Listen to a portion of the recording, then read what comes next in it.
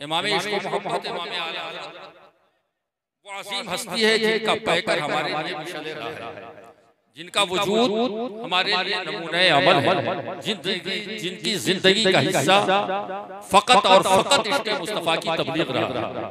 मोहब्बत रसूल का पैगाम देने वाला वो अजीम इंसान जिसे दुनिया इमाम मोहम्मद रज़ा कहते हैं, और जब रब्बे कायनात ने उन्हें अज़मत की बुलंदी देनी चाहिए तो उन्हें आला हज़रत कह दिया गया। हमारा उन्हें आला हज़रत कह रहा है, हत्ता के मुखालिफीन भी जब बुराई करते हैं तो आला हज़रत ही कहते हैं। उनके मुक़द्दर की खराबी है और मैंने आला हज़रत की बुलंदी का नसीबा है कि उन्हें मुखालिफ भी कहते हैं तो आला हज़रत ही कहते हैं। आला हज़रत इमाम इश्क़ व मोहब्बत उस अजीम हस्ती का नाम है जिसकी जिंदगी का ओढ़ना बिछौना मोहब्बत रसूल रही है, जिनके जिंदगी का एक एक पल इश्क़ रिसालत में गुजरा करता रहा है। वो अजीम इंसान जब कलम उठाता था तो मुस्तफ़ा के नाम का जिक्र क्या करता था। वो इंसान जब उनकी जिंदगी की हम हालात को देखते हैं, चलते फिरते हुए औकात को हम देखते हैं, तारीख के हवाले से तो पता ये चलता है कि वो चल रहा है तो मुस्तफ़ा के इश्क़ की तबलीग कर रहा है, बैठा है तो रसूलुल्लाह की मोहब्बत की तबलीग कर रहा है। वो अजीम इंसान कलम उठाता है, कहता है सर ताबा कदम है तने सुल्तान ज़मन, सर ताबा कदम है तने सुल्तान ज़मन फूल, अरे लब फूल दहन फूल ज़क़न फूल बदन, लब फूल दहन फूल ज़क़न फूल बदन फूल, और वल्लाह जो मिल जाए मेरे मेरे आका मेरे सरकार का, वल्लाह जो मिल जाए मेरे का पसीना। मैंने इस पर मौलाना यूनुस साहब ने तस्मीर लिखा था पूरे कलाम, मगर एक इसी में का याद रह गया, मैं पेश करता हूँ।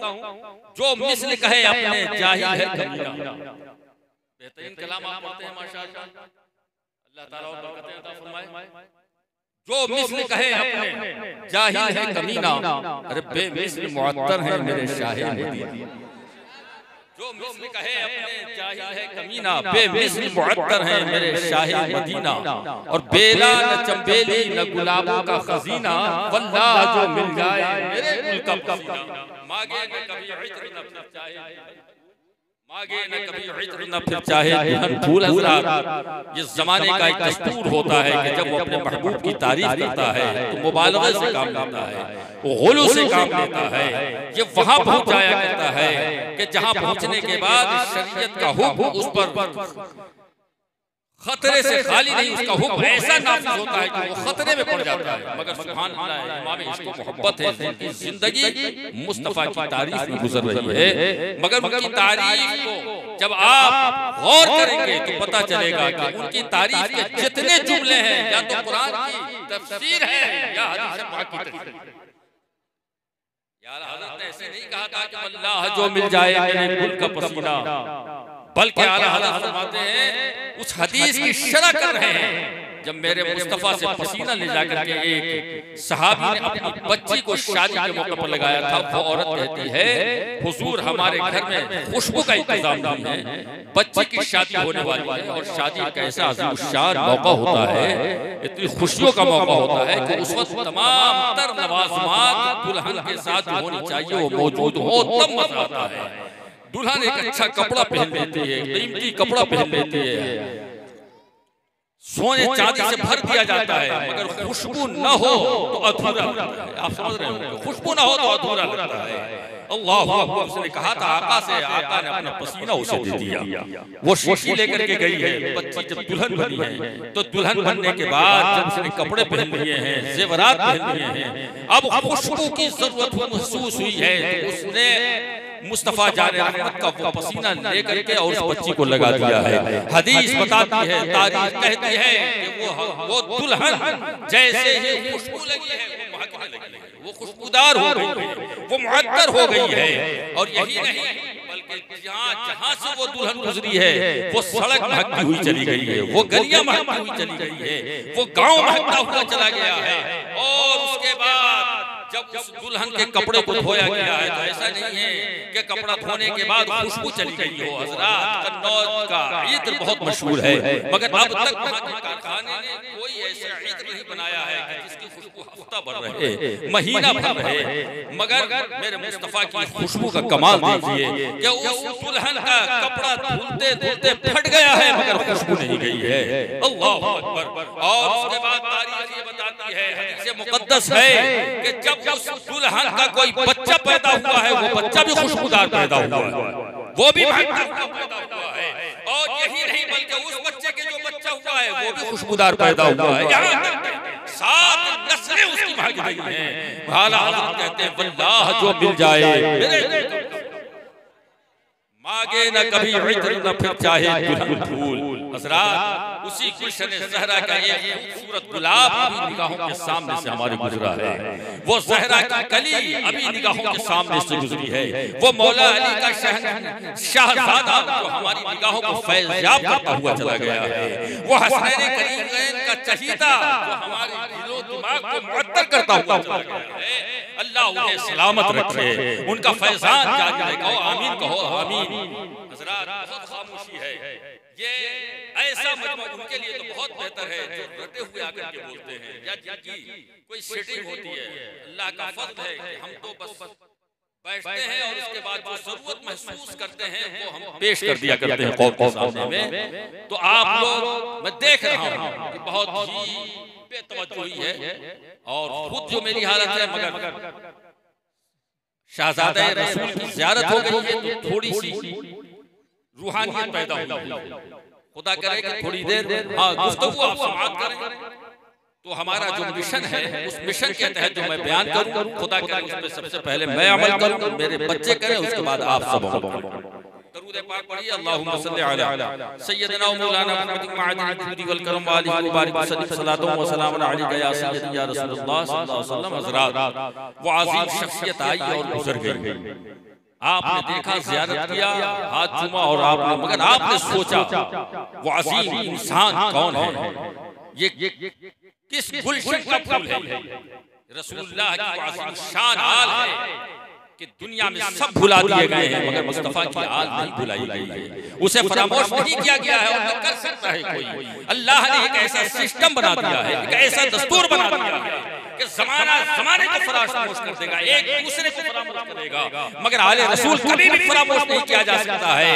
क्योंकि जब जब मौसम तुम्हें पुकारेगा और तुम जाकर नमाज में बैठोगे तो कहोगे तहियातु लिल्लाहि व सलवातु व तय्यबात, इस वाजिब को अदा करने के बाद जब दरूद मुक़द्दस की तरफ आओगे तो तुम्हें पढ़ना ही पड़ेगा अल्लाहुम्मा सल्ली अला मुहम्मद व अला आले मुहम्मद। यानी अल्लाह ने वो मकाम दे दिया है, वो अज़मत बुलंद कि अगर कोई चाहे कि गिराना वो गिरा नहीं सकता है। ये हर मस्जिद में और हर घर में नमाज पढ़ने वाला हर वक्त उनकी बारगाह में दरूद मुक़द्दस भेज रहा है। बगैर दरूद पढ़े हुए किसी को चारा ही नहीं है। वो अज़ीम हस्ती जो आले रसूल कहलाते हैं। हज़रात ज़रा सोचिए तो सही, जब इनकी आज़मत का सूरज इतना निस्फ़ नहार की तरह चमक रहा है तो जिसकी आल है ये उस रसूलुल्लाह का आलम है, नबी का आलम। आला हज़रत ने इसीलिए तो कहा था किसी के घटाए से न घटा है न घटे, तू किसी के घटाए से न घटा है न घटे।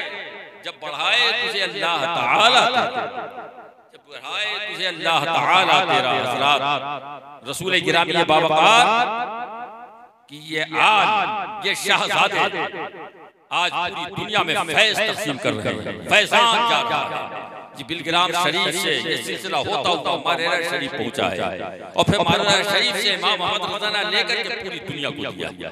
पूरी दुनिया फैज़, पूरी दुनिया को उनकी बारगाह से फैज़ मिल रहा है। हज़रात ये उर्स है, उर्स का एक अज़ीम शान मौका है।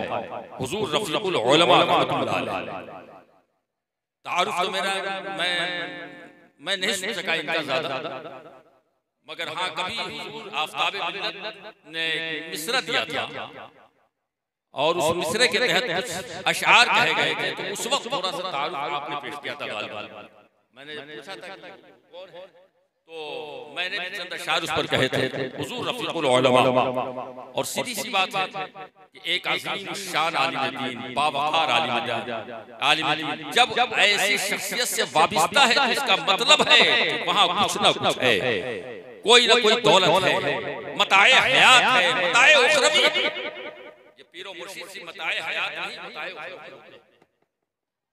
ये आखिरत की दौलत होते हैं, आखिरत की नेमत होते हैं।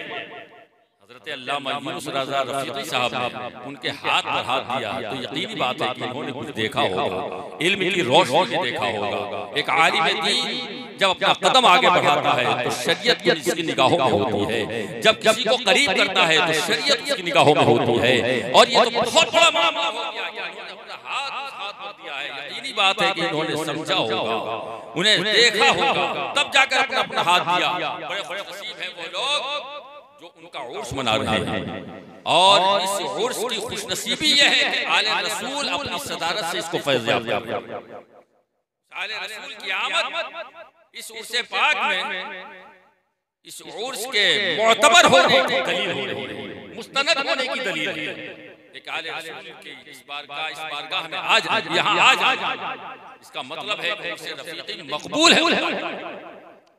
अल्लाह ताला उनका फैज़ान जारी रखे, अल्लाह उनके फैज़ से तमाम लोगों को मुस्तफ़ीज़ फरमाए। दरूद पाक पढ़िए, अल्लाहुम्मा सल्लि अला सय्यिदिना व मौलाना मुहम्मद व बारिक सल्लल्लाहु अलैहि वसल्लम व सलाम अलैका या सय्यदी या रसूलल्लाह सल्लल्लाहु अलैहि वसल्लम। हज़रात, कुरान मुक़द्दस की आयत करीमा की तिलावत का मैंने शर्फ हासिल किया। अल्लाह इरशाद फरमाता है कि बेशक हमने ए रसूल तुमको शाहिद बनाकर भेजा, यानी गवाह, मुबश्शिर बनाकर, नज़ीर बनाकर। ये आयत करीमा है, मैंने तबर्रुक के लिए पढ़ लिया और तर्जुमा कर दिया मैंने। अल्लाह ताला इसकी बरकतें हमें अता फरमाए। अब मैं बहुत महसूस और संजीदा लहजे में थोड़ी सी बात गुफ्तगू करूं तकरीर से हट, ताकि हो सकता है कि वो हमारे और आपके काम आ जाए। ये हमारी और आपकी जिंदगी जो आज नजर आ रही है, क्या ये हमेशा ही रहेगी? अच्छा, अब एक बात है कि हम बोले तो कम से कम जोर से ना बोले तो गर्दन ही हिला दें। हाँ यार, नाम गर्दन हिला दें तो भी हमारे लिए काफी चल जाएगा। ये जिंदगी जो हम जी रहे हैं, क्या ये जिंदगी हमेशा चलती रहेगी? नहीं, एक वक्त आएगा कि ये जिंदगी हमारी खत्म हो जाएगी। हम दुनिया से अल्लाह की बारगाह में आएंगे, रब की बारगाह में। हज़रात, हमारे उलमाए किराम शब रोज मस्जिद के मिंबर से और मुख्तसर सी महफिल पाक जहाँ जहाँ होती है, या मखसूस औकात में लोगों को ये मुतनब्बह करते हैं कि ऐ लोगों, तुम्हें जो जिंदगी दी गई है, ये जिंदगी थोड़े दिन के लिए है। और ये जिंदगी देने वाले ने तुम्हें कुछ शराइत के साथ जिंदगी दी है, भेजा है तुम्हें, मगर कुछ शराइत के साथ भेजा है। अल्लाह तबारक व तआला ने दुनिया में तुम्हें भेजा है, कुछ शराइत है, वो ये है, ए बंदे मैं तुझे दुनिया में भेज रहा हूँ तो तुम्हारे लिए जरूरी है कि तुम मेरी इबादत करो, मेरी फरमाबरदारी करना, मेरी इबादत करते रहना। ये अल्लाह तबारक व तआला का फरमान है जो उलमाए किराम बयान करते रहते हैं। हज़रात, मगर अफसोस ये है कि आज हमने इन तमाम चीज़ों को फरामोश कर दिया है, हमने इसको भुला दिया है। हमें हज़रत बहलूल दाना रज़ियल्लाहु ताला अन्हु का एक वाक़या याद आता है कि एक मरतबा हज़रत बहलूल दाना रज़ियल्लाहु ताला अन्हु कब्रिस्तान में बैठे। अक्सर कब्रिस्तानी बहुत बड़े वली थे, मजज़ूब थे। हज़रत हारून रशीद रहमतुल्लाह ताला अलैह की सवारी उधर से गुजरी। हज़रत हारून रशीद रहमतुल्लाह ताला अलैह ने हज़रत बहलूल दाना से मुलाकात की और कहा कि हुजूर यहाँ क्यों बैठे? वीराने में बैठे हुए आबादी में चली जाइए। हज़रत हारून रशीद रज़ियल्लाहु ताला अन्हु वो भी बहुत बड़े वली थे, ऐसा नहीं बादशाह भी थे और तकवा और परहेज़गारी भी थी। हज़रत हारून रशीद ने जब हज़रत बहलूल दाना से कहा कि आबादी में चलिए, हज़रत बहलूल दाना ने कहा नहीं, मैं आबादी में बैठा हूँ, कब्रिस्तान में बैठे हैं, कह रहे मैं आबादी में बैठा हूँ, वीराने में क्या करूँगा जाकर? मोहल्ले की तरफ उन्होंने इशारा किया और कहा कि उधर जाकर मैं क्या करूँगा? हज़रत हारून रशीद ने कहा कि अच्छी बात, जिसको सारा ज़माना कह रहा है कि आबादी है, उसको आप वीराना कह रहे हैं, और जिसको दुनिया कह रही है कि वीराना है, उसको आबादी कह रहे हैं। कितनी खूबसूरत बात कही है हज़रत बहलूल दाना ने। हज़रत बहलूल दाना कहते हैं कि बादशाह वक्त सुन और तू बता, और तेरे साथ जितने लोग हैं ये बताए, और मैं कह रहा हूँ इस बात को कि मैं यहाँ बैठा हुआ रोजाना देखता हूँ कि तेरी आबादी से 5, 8, 10 रोज यहाँ आते हैं। 5, 8, 10, 12 रोज आते हैं, मगर अब तक हमने एक को भी यहाँ से जाते हुए नहीं देखा हुआ। तो ये बता कि जिस जगह से लोग आ रहे हैं, जो जगह खाली हो रही है, वो जगह आबाद हो सकती है कैसे? तो वीराना है, और लोग यहाँ आ रहे हैं, लिहाजा ये जगह आबाद है। अल्लाह अकबर। तो ये एक दिन वो आएगा कि ये सारा वीराने में तब्दील हो जाएगा, वीरान होगा, और फिर हम सब अल्लाह की बारगाह में हाजिर होंगे, रब की बारगाह में हाजिर होंगे। हज़रात, हमें सोचना और समझना पड़ेगा, हमें संजीदा होना पड़ेगा कि आखिर हम कब तक अपनी मौत को फरामोश करे रहेंगे। अल्लाह की इबादत से हम अपने चेहरे को फेरे रहेंगे। हमें इबादत इलाही करनी है, हमें अल्लाह की बारगाह में हाजिर होना है, और रब की बारगाह में हाजिर होने के बाद हमें अपनी जिंदगी के एक एक पल का हिसाब देना है। जो पैसे हमने कमाए हैं उस पैसे का हिसाब देना है, जो वक्त गुजारा है उस वक्त का हिसाब हमें देना है, और जब तक इन चीजों का हिसाब आप नहीं दोगे उस वक्त तक आपका छुटकारा नहीं होगा। एक आदमी किसी के यहाँ काम करता है, नौकरी करता है, वो उसे कुछ पैसे देता है, बाजार से जाकर सौदा, वो जाता है सौदा लेकर के आता है, तो मालिक यूं ही नहीं छोड़ देता है, एक एक पैसे का हिसाब देता है। क्या किया, कैसे किया, कितने का किया? रब्बे कायनात हमसे पूछेगा, हमसे सवाल करेगा, तुझे मैंने जिंदगी दी थी, मैंने तुझे जिंदगी में तेरे ताकत दी थी, तूने अपनी जिंदगी कहाँ खर्च की, तूने अपनी ताकत को कहाँ लगाया? अब हमें जवाब देना पड़ेगा, और अगर जवाब दे दिया हमने सही सही तब तो छुटकारा है, और जवाब न दे सके तो फिर हमारे लिए परेशानी है। इसलिए हमें और आपको अब सोचना पड़ेगा कि हमने जो बेतवज्जोही में जिंदगी गुजारी है, गफलत में जिंदगी गुजारी है, इस गफलत की जिंदगी में जो हमने अपना वक्त गुजारा है, रब की बारगाह में हम क्या जवाब देंगे? अल्लाह की बारगाह में हम क्या जवाब देंगे? इसलिए हज़रात, हमारे लिए सबसे अहम यह है कि अपने रब की इबादत करें, अल्लाह की इबादत करें, अपनी मस्जिद को आबाद करें। और आज एक चीज और देखते हैं कि लोग रोजी रिस्क के लिए बहुत परेशान हैं। उलमा किराम के पास आते हैं, हज़रत कुछ तावीज़ दे दीजिए, बड़ी मेहनत करता हूँ, रोजी में बरकत नहीं होती है, बोलते रोजी में बरकत नहीं होती है। हज़रत उलमा किराम बताते हैं, मगर ये और बात है कि हमारी कौम तवज्जो नहीं देती है। अल्लाह रब्बुल इज्जत का इरशाद है कि मेरा वो बंदा जो नमाज नहीं पढ़ता है, मैं उसके ऊपर रोजी को तंग कर देता हूँ, रिस्क को तंग कर देता हूँ। अब आप बताइए कि जब अल्लाह रब्बुल इज्जत ही हमारी रोजी रिस्क को तंग कर देगा, कहाँ से रोजी मिलेगी, कहाँ से रिस्क आएगा? इसलिए अब हमारे लिए जरूरी है कि अपने उलमाए किराम से पूछें, मालूम करें, बैठे की बारगाह में, हुजूर ये बताइए कि हमारी जिंदगी में लाली और हरियाली कहाँ से आएगी, आसानी कहाँ से आएगी, अच्छाई कहाँ से आएगी? आज के हालात जो गुजर रहे हैं और जो गुजरे हैं, जैसा कि हज़रत ने फरमाया, और हज़रत ने फरमाया क्या ये तो हुआ हर जगह है कि 2 साल 2.5 साल के बाद ही कहीं जलसे हो रहे हैं, कुछ मनाए जा रहे हैं, वरना सब के सब। और जानते हैं कितना अच्छा गुजरा है वक्त। ये ऐसा वक्त था खुदा की कसम कि अगर हमारी कौम चाहती है बहुत सबक हासिल करती, बहुत नसीहत हासिल करती, बहुत सीखती, मगर अफसोस हमारी कौम जरा भी सीखने को तैयार नहीं, कोई नसीहत हासिल नहीं कर सकी। अच्छा इंसाफ से बताइए क्या सबक का? मस्जिदें बंद कर दी गई, नमाज से रोक दिया गया। मैंने जब आगे तकरीर करते हुए और लोगों को बताया, मेरा मौजूद ही ज्यादातर यही रहता है, और बेफज़ल ताला जब अकीदे की बात आती है तो घर कर ही लेता हूँ। मैं पहुंचा ही था उसी बदअकीदगी के माहौल जहाँ जरूरत। लेकिन अब मैं ये देखता हूँ कि आज हमारी कौम को जरूरत क्या है। मैंने कहा था मुसलमानों, ये लॉकडाउन से पहले कि आज तुम्हें नमाज पढ़ने की फुर्सत मिल रही है, मगर तुम नमाज पढ़ने के लिए नहीं आ रहे। मस्जिद का दरवाजा खुला हुआ है लेकिन नहीं आ रहा। मुझे पता नहीं था क्या हो रहा है। मैंने कहा तुम्हें खबर नहीं है, आज तुम्हें अल्लाह तबारक व तआला मोहलत दे रहा है कि नमाज पढ़ो, लेकिन आज तुम नमाज के लिए नहीं आ रहे हो, मस्जिद पुकार रहा है, नहीं आ रहे हो।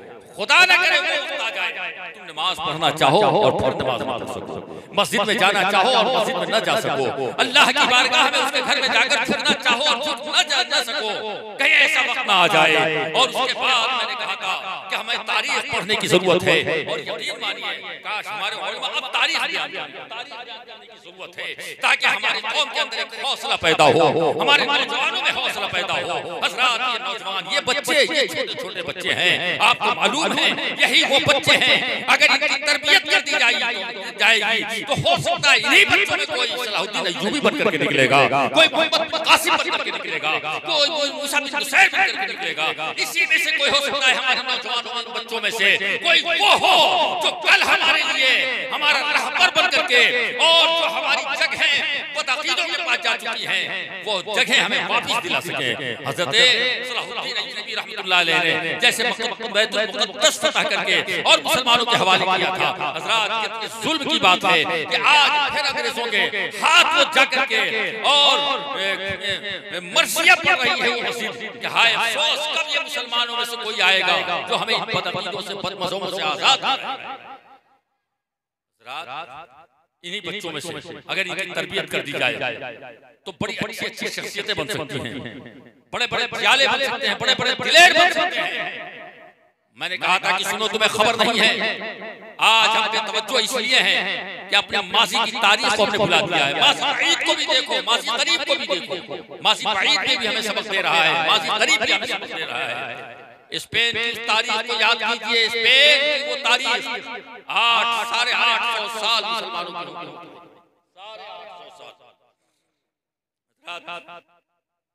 जरा सोचिए कि 850 साल मुसलमानों की हुकूमत और जब उसकी हुकूमत में सवाल आया है तो यह आलम हुआ कि आज प्रेजेंट में बता रहा हूं कि आज वहां नमाज पढ़ने के लिए लोग तरस रहे हैं, कुरान पढ़ने के लिए तरस रहे हैं। अगर घर में भी उन्हें नमाज पढ़नी है, कुरान पढ़ना है तो उन्हें दरवाजा बंद करके पर्दा लगा कर पढ़ना पड़ रहा है, वरना उनके घर को तबाह कर दिया जाता है। हज़रात आज बड़ा अच्छा मौका है कि आज हमें अल्लाह ने दिया है, हम नमाज पढ़ें, हम मस्जिद को आबाद करें। और जो हमने कहा था चंद दिन के बाद जब ये लॉकडाउन आया तो पूरे में हंगामा, पूरे शहर में बात चल रही थी कि जो कहा जा रहा था देखो वो दिन आ गया। क्या आज हम चाहते हैं कि मस्जिद में जाएं मगर मस्जिद में जाना नसीब नहीं हो रहा है, मस्जिद में पहुंच नहीं पा रहे हैं। तो हज़रात अपने आप को हम तब्दील करें, अपने आप को बदलने की कोशिश करें और मरने से पहले अपने आप को इस आलम में ले आए कि वहां जाएं तो कम से कम अपने रब की तारीफ कर सकें, हम सवाल का जवाब दे सकें।